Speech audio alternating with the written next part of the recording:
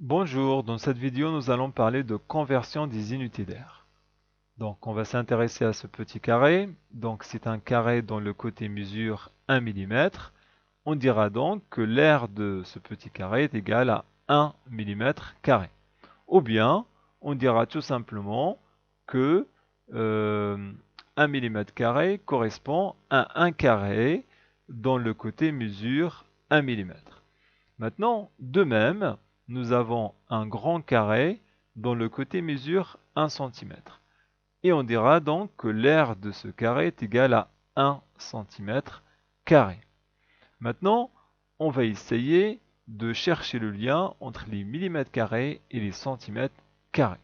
Mais avant cela, j'attire votre attention sur l'écriture de ce 2. Donc c'est un exposant.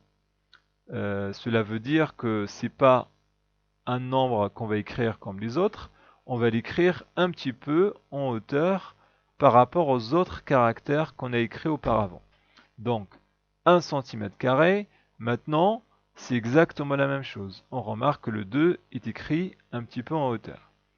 Alors maintenant, on va s'intéresser à la question qu'on a posée, combien y a-t-il de millimètres carrés dans un centimètre carré?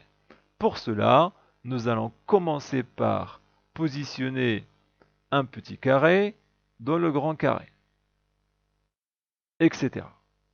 Et je remarque que je peux en positionner 10 sur une seule ligne.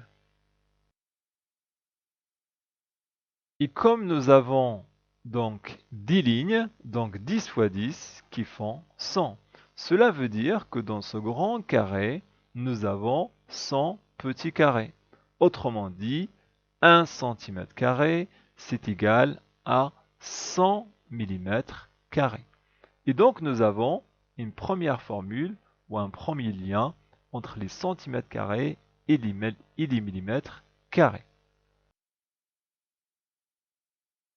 Et donc ce lien, il peut aussi être remarqué par exemple entre les centimètres et les décimètres carrés. Entre les centimètres carrés et les décimètres carrés, il y a un lien, puisque 1 décimètre carré, donc c'est égal à 100 centimètres carrés. Donc, et ensuite, entre les mètres carrés et les décimètres carrés, nous avons le même lien. On peut faire ça exactement de la même façon, avec les mêmes schémas et le même raisonnement. Et ensuite, on peut utiliser un tableau de conversion qui va nous simplifier la tâche. On ne va pas à chaque fois se dire combien y a-t-il de décimètres carrés, etc., dans mètres carrés, etc., etc. Donc, c'est un tableau de conversion qui est très simple à retenir, comme ceux que vous avez appris pour les unités de mesure de longueur. Et peut-être que certains d'entre vous l'ont déjà rencontré. Donc, il suffit de partager chaque colonne en deux sous-colonnes.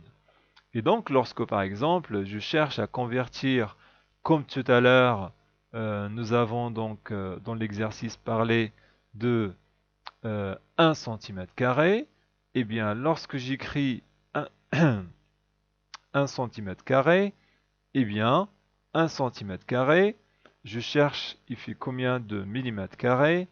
Eh bien, je dois chercher combien est-il des unités de millimètres carrés. Eh bien, il y en a 100. Et donc pour les autres, c'est pareil. Donc il faut savoir que la première colonne, celle qui est en vert ici, eh bien, elle correspond aux colonnes des unités. Et la suivante, c'est la colonne des dizaines, et ainsi de suite. Voilà. Donc maintenant, vous savez comment faire pour trouver le lien entre les unités de mesure d'air, et donc avec ce tableau, eh bien, on peut convertir les unités de mesure d'air.